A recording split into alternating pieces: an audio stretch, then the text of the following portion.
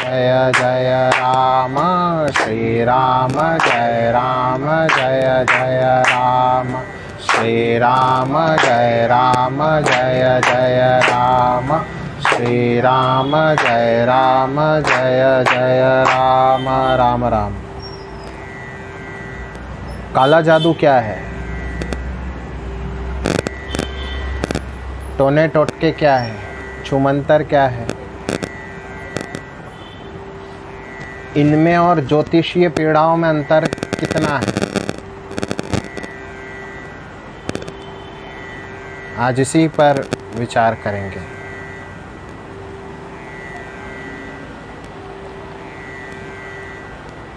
जब मनुष्य अपने भाग्य के अनुसार कुछ अच्छा अथवा बुरा भुगतता है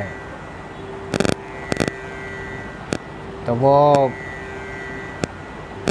समस्त शुभ अथवा अशुभ फल नैसर्गिक ज्योतिष के द्वारा जो है वो देखे जाते हैं। वो सब नैसर्गिक फल है, प्राकृतिक फल हैं और इनकी गणना प्राकृतिक शुभाशुभ फलों में होती है। एक ज्योतिषाचार्य, एक एस्ट्रोलॉजर अपनी एस्ट्रोलॉजिकल रीडिंग में अथवा एक ज्योतिषाचार्य अपनी ज्योतिषीय विश्लेषण में अपना एनालिसिस में इसको पढ़ सकता है। ठीक,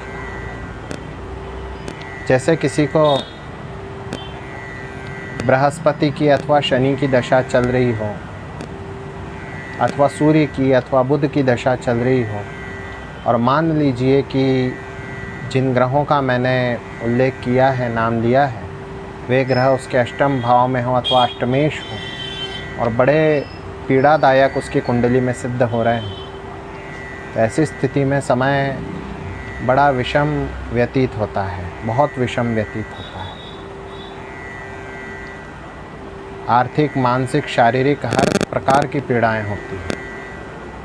अब ये पीड़ाएं नैसर्गिक हैं, अर्थात जन्म के समय ही कुंडली द्वारा पड़ी जा सकती है।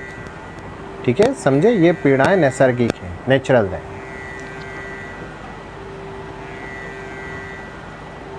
अभिचार अर्थात मंत्रों के अथवा क्रियाओं के प्रयोग द्वारा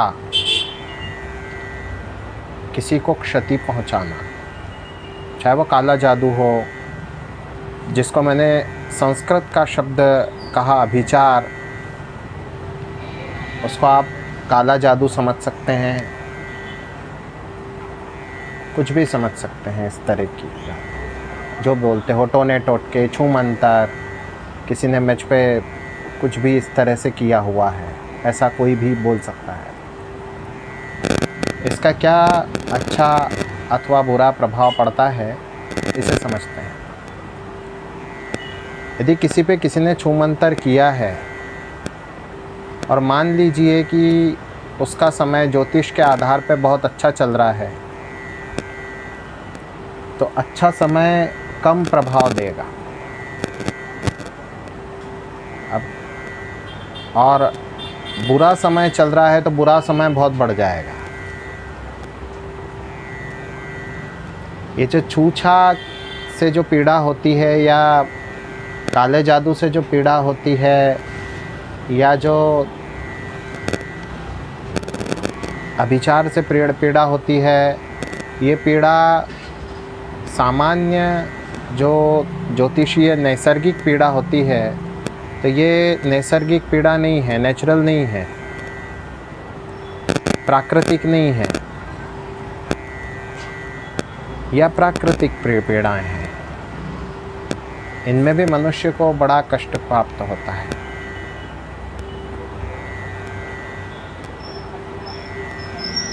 दोनों में अंतर कैसा और किस प्रकार से समझें अथवा समझना चाहिए?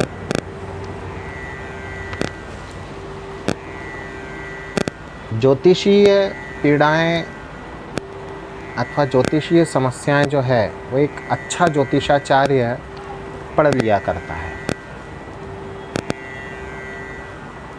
और उसके सरल साधारण ज्योतिषीय समाधान देता है। किंतु ज्योतिष में मान लीजिए किसी का बहुत अच्छा समय चल रहा हो या सामान्य समय चल रहा हो और किंतु फिर भी उसे पीड़ा हो रही हो, तो ऐसी पीड़ाओं को प्राकृतिक पीड़ाएं समझ सकते हैं, समझी जा सकती है, बल्कि समझ लेना चाहिए।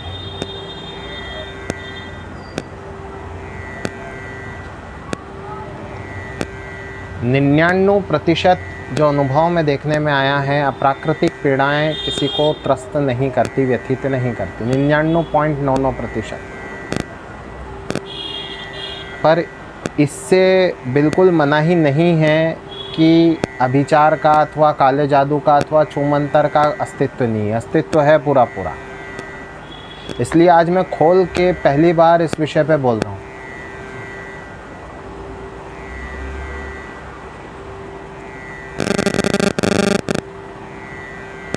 जैसे किसी का बहुत अच्छा समय चल रहा है परंतु उतना अच्छा दिखाई नहीं पड़ रहा है, अथवा अच्छा समय ज्योतिष के आधार पे तो चल रहा है परंतु विपरीत उसके परिणाम प्राप्त हो रहे हैं, उसको प्रतिकूल परिणाम प्राप्त हो रहे हैं।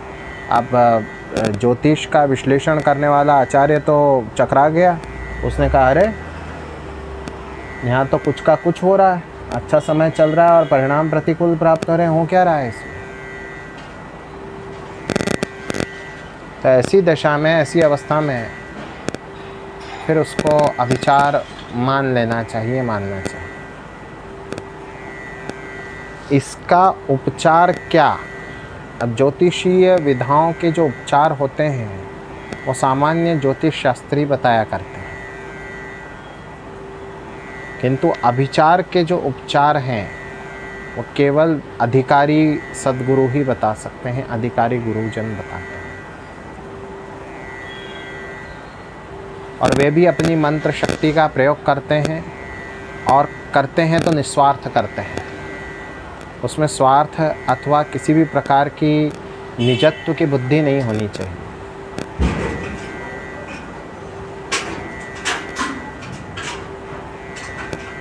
आपने पिछले वर्ष देखा, आप लोग थे वहाँ पे कि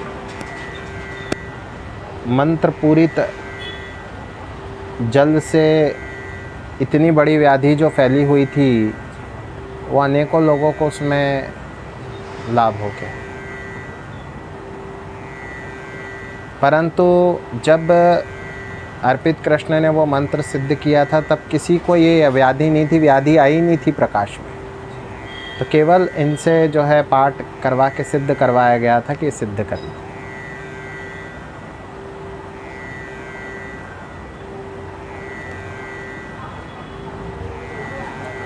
यज्ञ आदि अनुष्ठान यदि किसी के द्वारा सफलतापूर्वक हो रहे हैं तो उस पर अभिचार का प्रयोग नहीं हुआ है, ऐसा समझना चाहिए।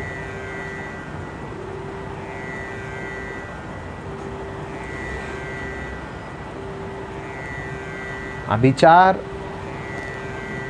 किसी पर भी यदि होता है और वो उसको पीड़ा बहुत होती है तो उसका सही कैलकुलेशन यदि हो जाए तो सही कैलकुलेशन के द्वारा वो 2 मिनट में ठीक हो सकता है।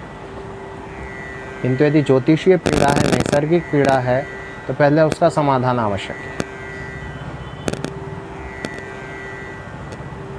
ज्योतिषीय पीड़ा के समाधान के उपरांत ही कोई मनुष्य ये विचार कर सकता है कि अभिचार है अथवा नहीं है।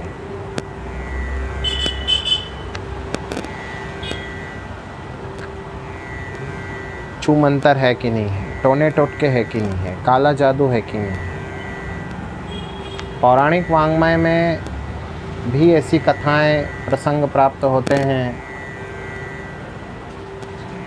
कि फलां ने फलां पे अभिचार प्रयोग करके और उसका इतनी क्षति कर दी, संतानों तक का वध कर दिया, ऐसी भी बात प्राप्त होती है। द्वापर में भी ऐसे प्रसंग प्राप्त होते हैं कि अभिचार क्रिया करने वाले हुए हैं, किंतु उन सब के ऊपर भगवान की कृपा है। मैं सामान्य भगवत भक्तों को अथवा सामान्य लोगों को अथवा सामान्य किसी गृहस्थ को या मनुष्य को इन सब टेंशन से दूर रहने को सदा इसलिए कहता हूँ कि एक मान्य आचार्य भी यदि इस सब की गणना में पड़े और उसका दिन अच्छा नहीं हो तो बड़े झमेले में पड़ जाए।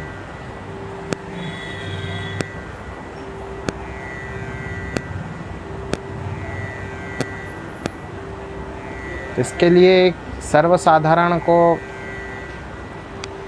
इस टेंशन में नहीं पड़ना चाहिए कि मुझ पे कुछ ऊपर का प्रभाव है, कोई क्रिया है या कोई शक्ति है मुझ पे, ऐसा नहीं सोचना चाहिए। असामान्य जीवन जीने वाले को, किसी को, उसके लिए तो फिर भगवान स्वामी हैं, वो तो कुछ भी सोच सकता है। भगवान की कृपा जिस भगवत भक्त पर होती है, जिस अब स्वजन पे, आत्मीय जन पे, निज जन पे भगवान की कृपा होती है, उनको अवश्य ऐसे अधिकारी सत्पुरुष प्राप्त हो जाते हैं जो उनकी पीड़ाएं दूर कर देते हैं। इस प्रकार की, जैसे कार के ग्लास पे धूल जम जाए तो कपड़ा मार दे तो धूल दूर हो जाती है ना। वर्षा ऋतु में पानी आ जाता है तो वो चल जाता है, तो वो वाइपर तो उससे जो है पानी साफ हो जाता है, स्वच्छ हो जाता है वो।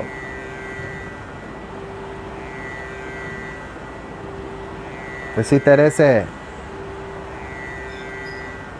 जैसे वो वर्षा ऋतु में बूंदें आकर के कांच को प्रभाव डालती है, वैसे ही हमारे प्राकृतिक अच्छे अथवा बुरे समय पर अभिचार अथवा काला जादू प्रभाव डालता है, यदि किया गया हो।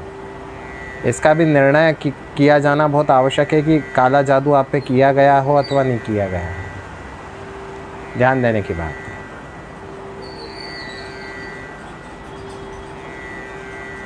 इन सब बातों में भगवान और निर्णायक आचार्य, बस भगवान की कृपा निर्णायक आचार्य पे बने रहे और भगवान की कृपा से सब योग्य आचार्य की किसी को प्राप्ति हो, बस ये दो बातें प्रमुख होती हैं। परंतु फिर भी मैं दृढ़ता पूर्वक, कठोरता पूर्वक